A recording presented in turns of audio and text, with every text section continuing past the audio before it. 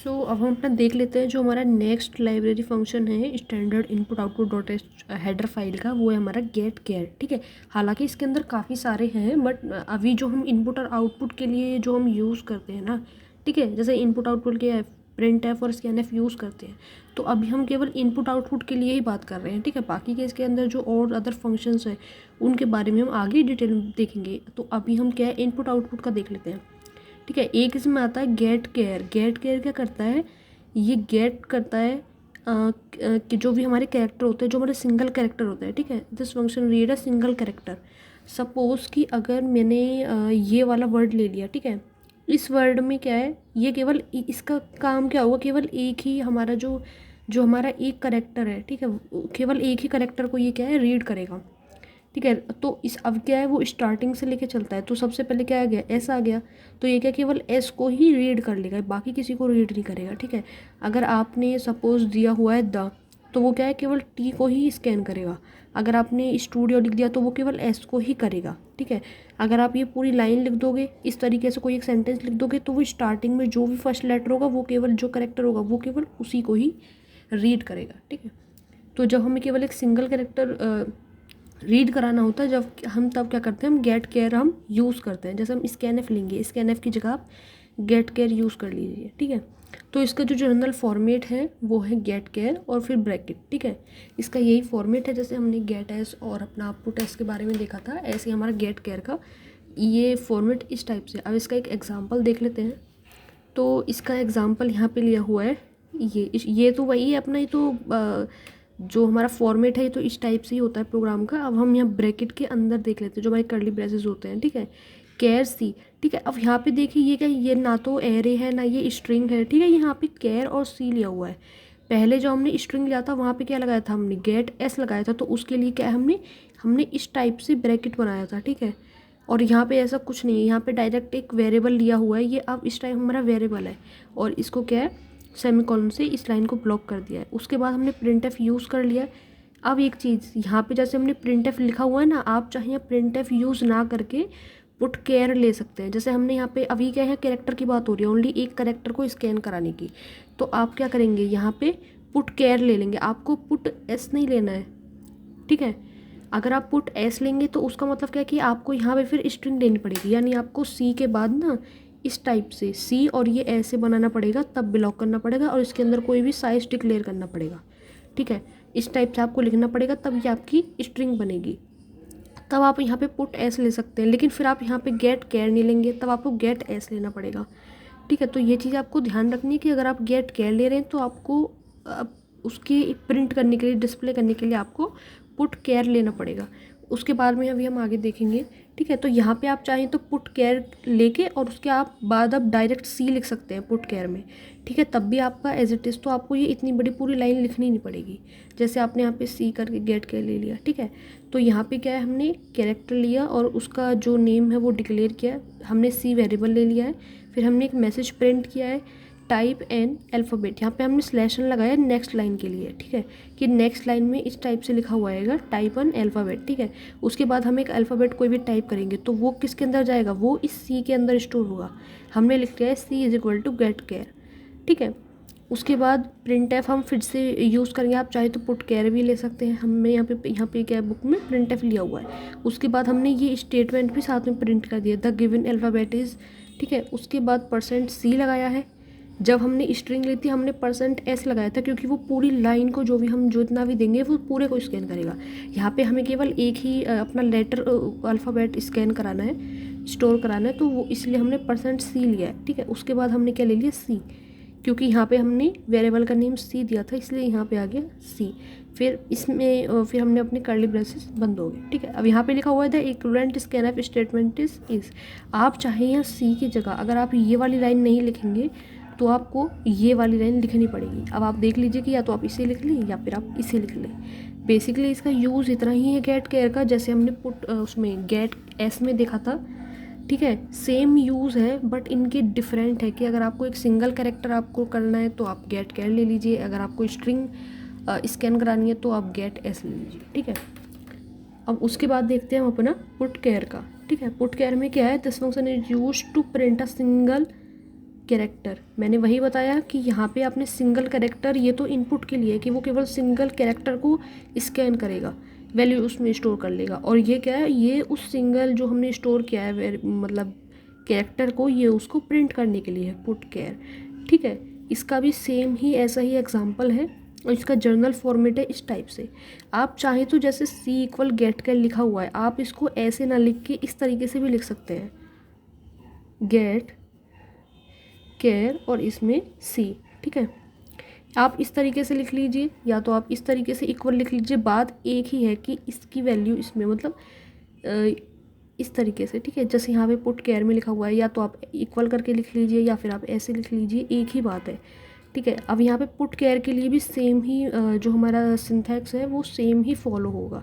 Put care में भी put care लिख के या तो आप ऐसे कर सकते हैं सी इक्वल, या फिर पुट केयर के अंदर ही आप सी लिख सकते हैं डायरेक्ट। ठीक है, और यहाँ पे लिखा हुआ है C is the valid care variable, यानी कि वो वैलिड होना चाहिए। ऐसा नहीं कि आपने यहाँ पे लिख दिया सी और यहाँ पे आप लिख रहे हो कुछ और, सी एच लिख रहे हो, यहाँ पे आप अपनी मर्ज़ी से कुछ भी लिख रहे हो।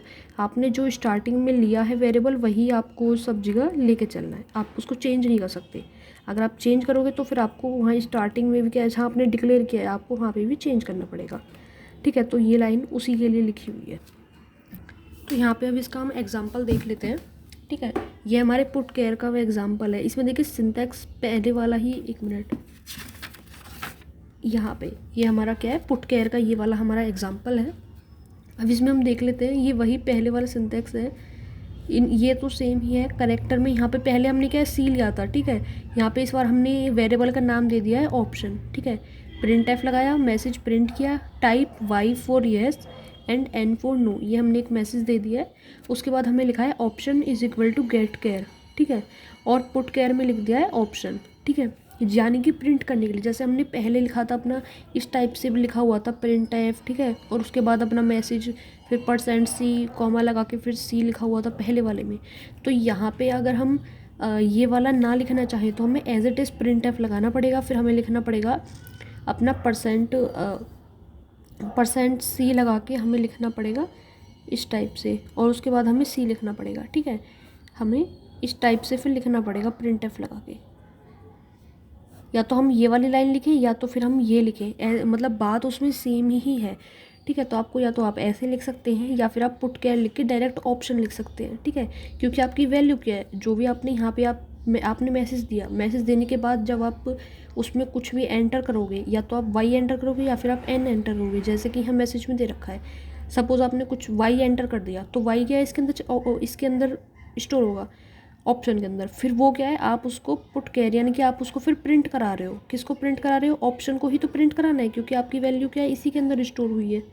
ठीक है, तो आपने फिर क्या है, ऑप्शन को आपने पुट केयर यानी कि प्रिंट कराया है केयर को, और नेम क्या है, ऑप्शन। ठीक है, तो उसके बाद आपने जो भी वैल्यू इसके अंदर, आपने इस मैसेज को पढ़ने के बाद जो भी एंटर किया होगा वो क्या है, इसके अंदर स्टोर होगा। फिर हमने यहाँ पे पुट केयर की हेल्प से उसको प्रिंट कराया है, और उसके बाद क्या है, जो भी इसके अंदर स्टोर होगा वो आपको शो हो जाएगा। ठीक है, इसके अंदर इतना ही था, पुट केयर में केवल इतना ही है, जैसे हमारा पुट एस में था स्ट्रिंग के लिए। ठीक है, अब नेक्स्ट आता है हमारा scan F. Scan F basically वही है पहले वाला ही, कि आपको इस तरीके से यूज़ करना है।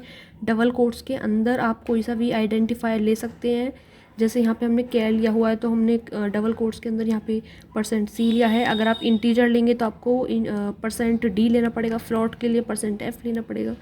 ठीक है, और उसके बाद साथ में आपको आपको n% भी लगाना होता है स्कैन एफ के साथ, हमेशा कोमा लगा के स्कैन एफ के साथ। ये एड्रेस ऑपरेटर होता है हमारा। ठीक है, उसके बाद आपको जो भी आपने वेरिएबल लिया हुआ है अपना, आपको वो लिखना पड़ता है। स्कैन एफ आपने पहले भी पढ़ा होगा, इसे %, ये रहा, आपको %, लगाना है। ठीक है, इसमें हमारा इतना ही है। और एक चीज़ है कि आप जैसे हम अपना %C लेते हैं, %C का एक सिंगल कैरेक्टर के लिए है। अब यहाँ पे एक नई चीज़ है कि स्कैन एफ में सपोज़ आपने स्ट्रिंग ली हुई है। ठीक है, और आप स्कैन एफ का यूज़ कर रहे हो, जैसे हमने यहाँ पे ली थी पुट एस में, यहाँ पे हमने एक मिनट, यहाँ पे हमने %S लिया हुआ था और यहाँ पे हमने n% आएगा। ठीक है, कंट्री लिया हुआ था अपना। तो इसका वर्क क्या है, इसका वर्क क्या है कि सपोज़ अगर मैंने लिखा टेक्नो, ठीक है। तो इसका ये परसेंट एस क्या करेगा, ये इस पूरे को स्कैन करेगा, मतलब स्टोर कर लेगा, उस पूरे को स्कैन करेगा। लेकिन अगर आपने परसेंट के बाद आपने लिख दिया सपोज 3 लिख दिया और फिर आपने एस लिखा है, ठीक है, दैट मीन्स कि ये केवल 3 तक ही स्टोर करेगा, स्कैन करेगा, यानी कि टी, ई और सी, ये इन 3 वर्ड को ही स्कैन करेगा। ठीक है। अगर आप एस से पहले कई बार आपने देखा होगा कि जैसे फ्लोट वैल्यू में परसेंट 2 लगा देते हैं, फिर एस लिखते हैं, या फिर परसेंट 1 और एस वो सॉरी एफ लेते हैं, ठीक है, फ्लोट के लिए 1F होता है, ठीक है। तो उसका मतलब क्या है कि वो 2 पॉइंट तक को पॉइंट आउट करेगा, ठीक है। ऐसे ही सेम आप इसमें भी कर सकते हो।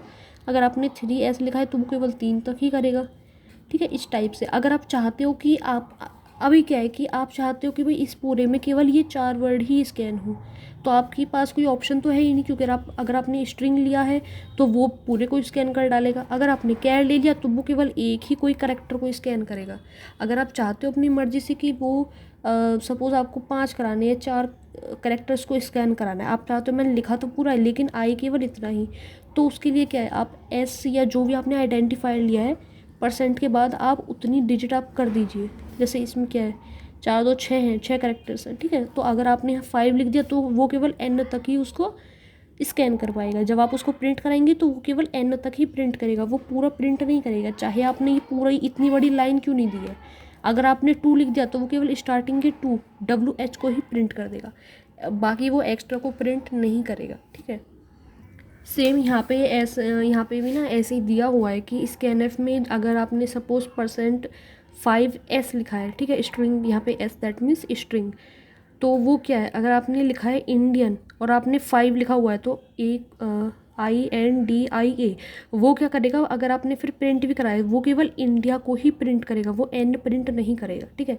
Then the computer will accept only the first 5 letter as India and the 6th letter N is ignored, यानी कि वो क्या है, जो आपने यहाँ जितना नंबर लिखा होगा वो केवल उतने नंबर तक स्कैन करेगा, बाकी को क्या है कंप्यूटर इग्नोर कर देगा, ठीक है। तो आप जब भी अगर आप चाहते हैं कि भाई हम लिखा मैंने पूरा है लेकिन इस टाइप से आए, ठीक है, जैसे किसी का सरनेम होता है, जैसे कि LK शर्मा या कुछ भी जो भी नाम होता है, ठीक है, मनोज कुमार शर्मा, इस टाइप से जो नेम होते हैं तो उनमें कुछ लोग अपनी शॉर्ट फॉर्म लिखते हैं, तो वहाँ पे आप इस तरीके से यूज़ करते हैं कि आपने नेम तो पूरा लिया है लेकिन आप केवल स्टार्टिंग के एक एक लेटर्स को ही आप करना चाहो, मतलब प्रिंट कराना चाहो जब, तो इसका सिंपली इतना ही यूज़ है। जब भी आप ऐसे परसेंट के बाद कुछ भी काउंटिंग लिखी देखें तो उसका मतलब यही होता है कि जितना नंबर लिखा हुआ है आप केवल उतने तक ही स्कैन कराना चाहते हो, ठीक है। बाकी इसमें कुछ और ऐसा एक्स्ट्रा नहीं है।